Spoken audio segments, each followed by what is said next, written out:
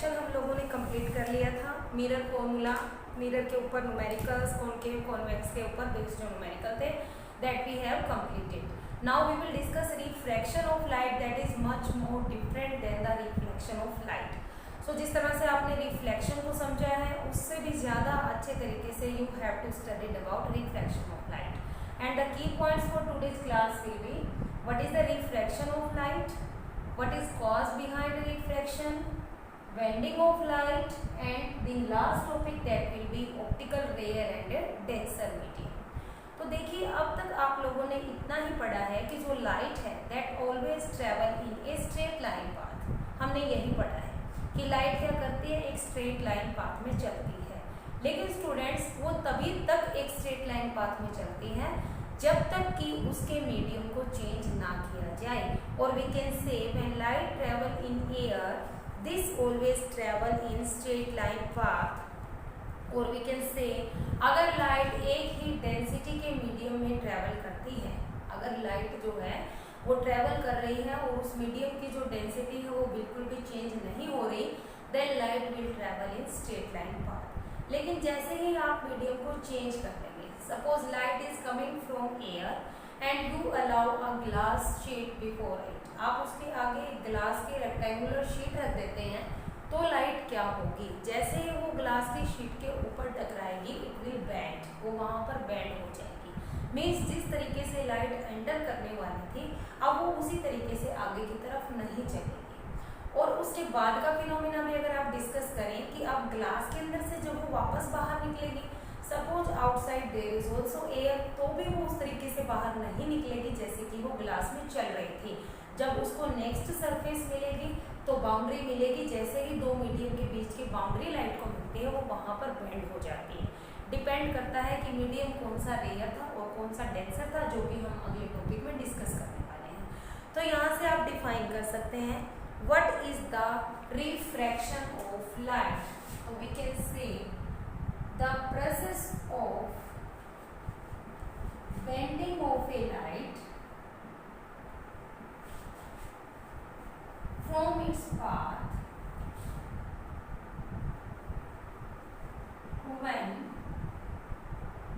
it travels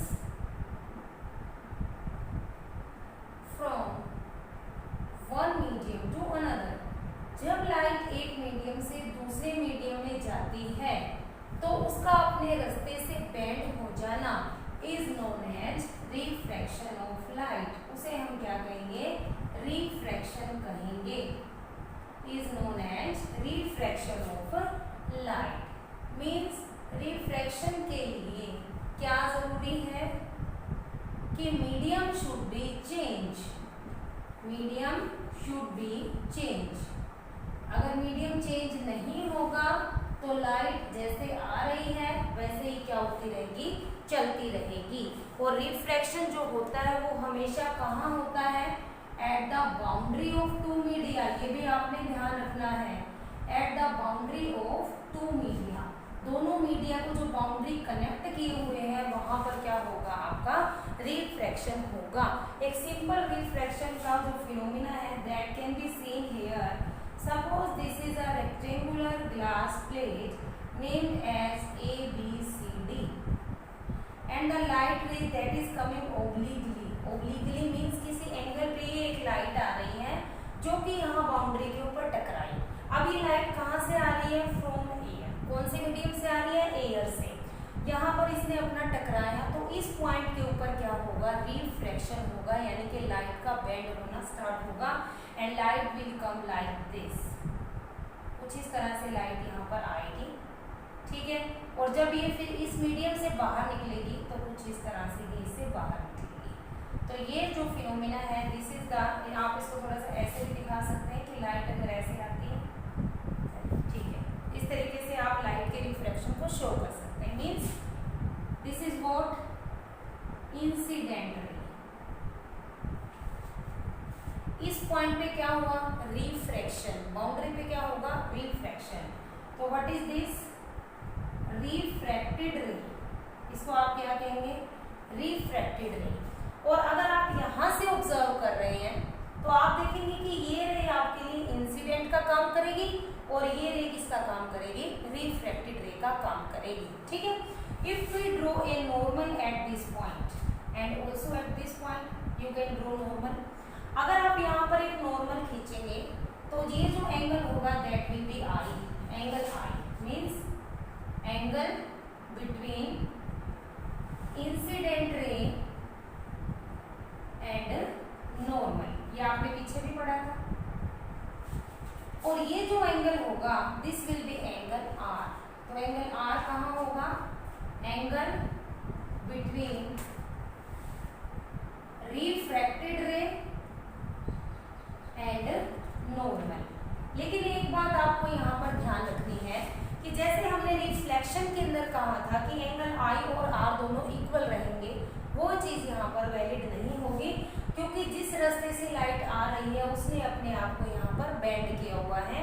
so we can say angle I will not be equal to angle R. या तो ये इससे ज़्यादा हो सकता है और या फिर वो इससे कम भी हो सकता है। ठीक है, अब मैं आपको पहले ऑप्टिकली रेयर और डेंसर मीडियम के बारे में बता देती हूँ, क्योंकि लाइट यहाँ से आ रही है, दिस इज एयर और we can say rare medium. Rare medium को आप कैसे समझेंगे कि अगर जो लाइट के पार्टिकल्स हैं वो एक तेज स्पीड से आ रहे हैं, फास्टर आ रहे हैं, तो उस मीडियम को आप रेयर कहेंगे। मीन्स उस मीडियम की खुद की जो डेंसिटी होगी दैट विल बी लो, वो एक कन्वीनियंट पाथ देगी लाइट के पार्टिकल्स को जाने के लिए। ठीक है, और इसके अपोजिट में अगर आप डेंसर मीडियम की बात करेंगे जिसके पार्टिकल्स क्लोजली पैक होंगे, तो उनके अंदर से लाइट को पास होने में मच मोर डिफिकल्टी बियर करना पड़ेगा। ठीक है, तो लाइट को वहां से निकलने के लिए डिफिकल्टी बियर करनी पड़ती है, इस तरह से उसकी स्पीड वहां पे ऑटोमेटिकली कम हो जाती है। ठीक है, तो एक ऐसा मीडियम जिसके पार्टिकल दूर दूर हो वो रेयर होता है, जिसके पार्टिकल क्लोजली पैक हो वो डेंसर होता है। अगर आप एयर और ग्लास का कंपैरिजन करेंगे तो air is a rare medium and glass is a denser medium. अगर आप ग्लास और वाटर का कंपैरिजन करेंगे तो सोचिए क्या होगा। तो यहाँ पर क्या है, ऑप्टिकली रेयर और ऑप्टिकली डेंसर मीडियम की बात हो रही है। तो ऑप्टिकली रेयर मीडियम वो होगा जिसके अंदर लाइट की स्पीड ज्यादा होगी, और ऑप्टिकली डेंसर मीडियम वो होगा जिसके अंदर लाइट की स्पीड कम होगी। ठीक है, तो नाउ वी विल डिस्कस कि ये लाइट ऐसे क्यों बेंड हो जाती है, क्या कारण है कि लाइट इस तरह से बेंड हो जाती है। ये आपके सामने रिफ्लेक्शन है कि जब लाइट एक मीडियम से दूसरे मीडियम में आती है, चाहे आप इसको पहला मीडियम उसको दूसरा ले सकते हैं, तो बाउंड्री के ऊपर, boundary of the two media, ये बाउंड्री जो दोनों मीडिया को सेपरेट कर रही है, वहां पर आके लाइट का रिफ्लेक्शन यानी कि बेंडिंग हो जाती है। तो रिफ्लेक्शन के लिए दो मीडियम की जरूरत पड़ेगी, जबकि रिफ्लेक्शन के अंदर ऐसा नहीं होता था। तो now we will discuss about cause of refraction. This is just the introduction of this chapter. Students, introduction के बेस से ही आप आगे चीजें सीखेंगे। आई होप कि आप लोगों को समझ आ रहा है। कॉज ऑफ रिफ्रैक्शन, क्या कारण होता है कि लाइट का क्या हो जाता है, रिफ्रैक्शन। देखिए, जब लाइट एक मीडियम से दूसरे मीडियम में आती है तो जिस तरह से लाइट के पार्टिकल इस तरह से चलते हुए आ रहे थे, मान लीजिए इस तरीके से, क्या वो अब इसी तरीके से एंटर कर पाएंगे? नो। अब कैसे? ये ऐसे जाएगा, ये ऐसे जाएगा, ये ऐसे, ये ऐसे, इस तरह से इन पार्टिकल्स की जो पोजीशन है स्टूडेंट्स वो क्या हो जाएगी, चेंज हो जाएगी। ठीक है, और जब ये पार्टिकल अब बाहर की तरफ निकलेंगे तो ये वाला सिस्टम भी क्या हो जाएगा, चेंज हो जाएगा। मीन्स कुछ इस तरह से ये पार्टिकल कुछ इस तरह से अपनी सिचुएशन को चेंज करेंगे। तो यहाँ पर जो पार्टिकल्स है लाइट के, वो जिस स्पीड से आ रहे थे या जिस पोजीशन से आ रहे थे, दूसरे मीडियम में जाते ही उन्होंने अपनी पोजीशन चेंज कर ली है। मीन्स कि लाइट के पार्टिकल्स ने अपनी पोजीशन चेंज कर ली है मोशन की। तो इस तरह से, इस वजह से क्या होती है, लाइट की बेंडिंग हो जाती है। पार्टिकल जिधर जाएंगे लाइट उधर ही बेंड हो जाएगी। ठीक है, और जो मेजर रीजन रहता है रिफ्रैक्शन का, that is speed of light. Speed of light. We know that speed of light is 3 into 10 raised to power 8 meter per second in air. लेकिन अगर आप स्पीड ऑफ लाइट की बात करेंगे तो that is 2 into 10 raised to power 8 meter per second in glass. So we can say कि जैसे जैसे मीडियम चेंज हुआ, लाइट की स्पीड क्या हो गई, चेंज हो गई। और we can say कि अगर आपके पास रेयर मीडियम है तो स्पीड क्या होगी वहां पर ज्यादा, अगर आपके पास डेंसर मीडियम है तो स्पीड आपके पास क्या हो जाएगी, कम हो जाएगी। तो due to the change in speed of light, क्योंकि लाइट की स्पीड चेंज हो रही है जब लाइट एक मीडियम से दूसरे मीडियम में जा रही है, इस वजह से लाइट क्या हो रही है डियर स्टूडेंट, बेंड हो रही है।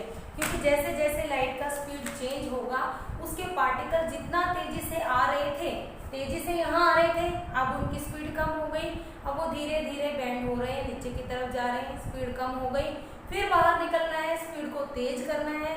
Means due to the change in speed of the particles of the light, क्योंकि लाइट किससे बनी हुई है, यहाँ पर हम पार्टिकल्स की फॉर्म लेकर चल रहे हैं लाइट की।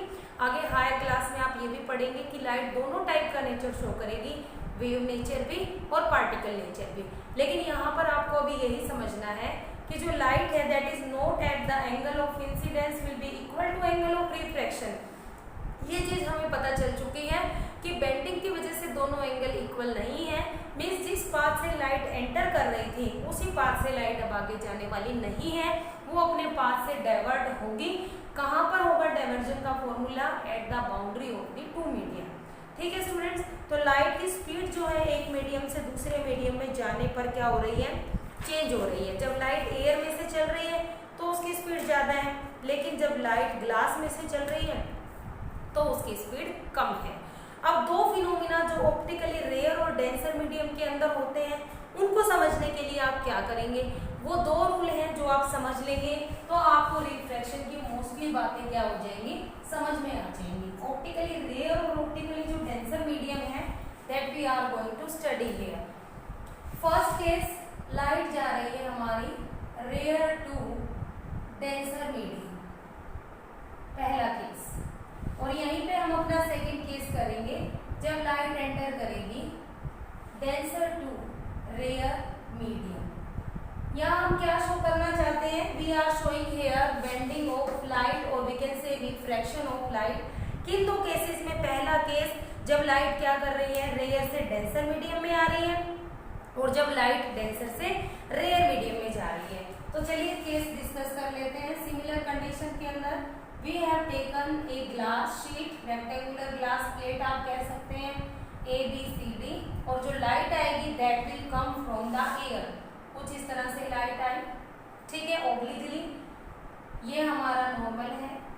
क्या होगा यहाँ पर, आप क्या ऑब्जर्व करेंगे कि लाइट इस तरीके से बेंड होगी, इस तरीके से, ठीक है। तो ये आपका angle of incidence and angle of refraction आप देख रहे हैं कि दोनों इक्वल नहीं है। कब ज्यादा होगा कब कम होगा ये हम नेक्स्ट आगे डिस्कस करेंगे। अभी के लिए आप इतना ही समझें कि angle I is not equal to angle R, लेकिन इंसिडेंट रे, नॉर्मल और रिफ्रैक्टेड रे तीनों एक ही पॉइंट से, suppose this is the point N, इस पॉइंट से क्या हो रही है, पास हो रही है, ठीक है। So this is our incident ray, आपको समझ आ जाना चाहिए, and this one is our refracted ray, और ये वो बाउंड्री है जहां पर क्या हुआ, रिफ्रैक्शन का फिनोमिना टेक प्लेस हुआ। Means when light goes from rare to denser medium, आप देख रहे हैं कि नॉर्मल की तरफ बेंड हो रही है, इट बेंड्स टुवर्ड्स नॉर्मल। ये बात आप यहाँ से समझा सकते हैं कि जब लाइट रेयर से डेंसर मीडियम की तरफ आती है तो वो नॉर्मल की तरफ क्या हो जाती है डियर स्टूडेंट, बेंड हो जाती है। अब नेक्स्ट केस में हम करेंगे कि लाइट को आना है डेंसर से रेयर मीडियम में, this is our rectangular plate ABCD। अब लाइट हमारी डेंसर से रेयर मीडियम में अगर आएगी, suppose this is our incident light, ये हमारी इंसिडेंट लाइट है, यहाँ पर हमने एक नॉर्मल ड्रॉ किया, दिस इज अवर नॉर्मल, ठीक है। ये एंगल ऑफ इंसिडेंट होएगा क्योंकि ये यहाँ पर इंसिडेंट रे है, और ये लाइट आप देखेंगे कि इस तरह से निकल जाती है, means this is angle R, normal से दूर, तो लाइट का जो बेंड होगा that is away from normal.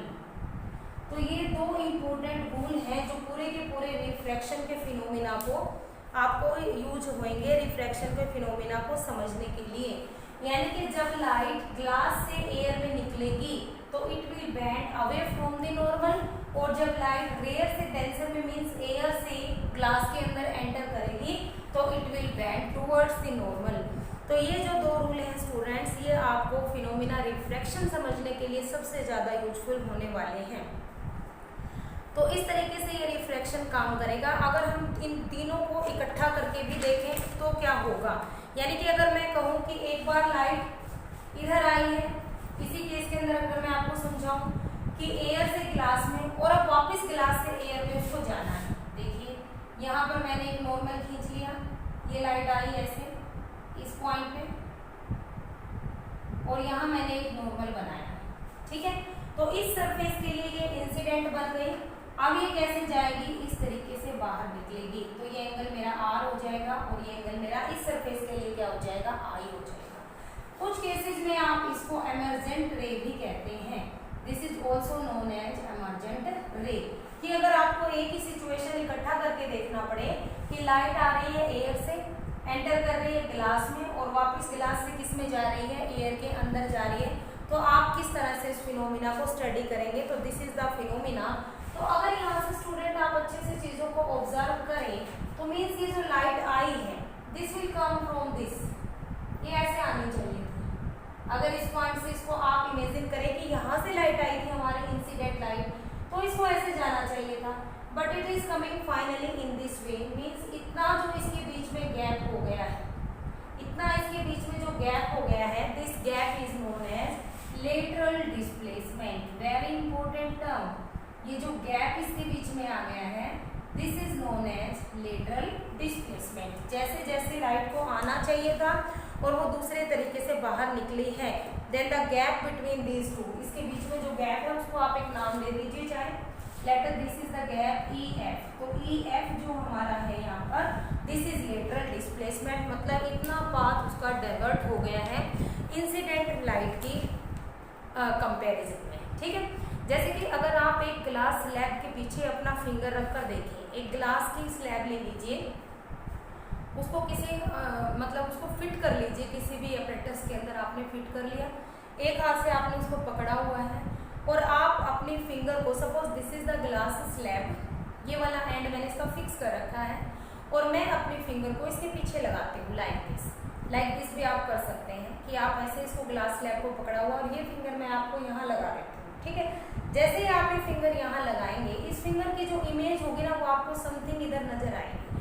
Means अगर मेरा फिंगर इधर है, इस साइड में अगर मेरा फिंगर इधर है तो आपको ये फिंगर का जो मिडल पोर्शन है, ओनली द मिडल पोर्शन वो नजर आएगा इसके बिल्कुल इधर, ठीक है।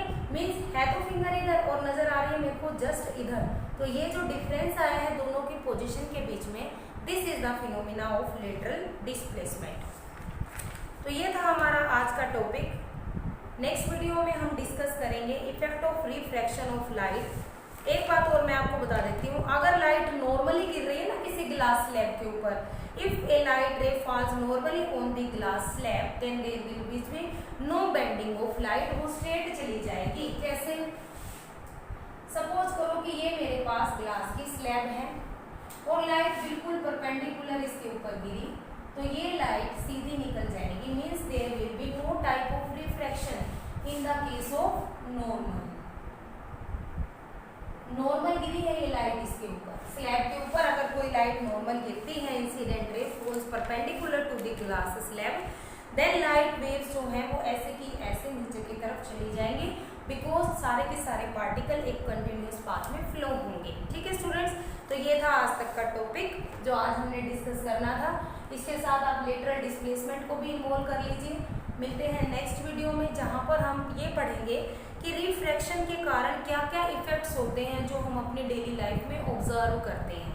तो मिलते हैं नेक्स्ट वीडियो में, तब तक के लिए stay safe, stay home. Thank you, have a nice day.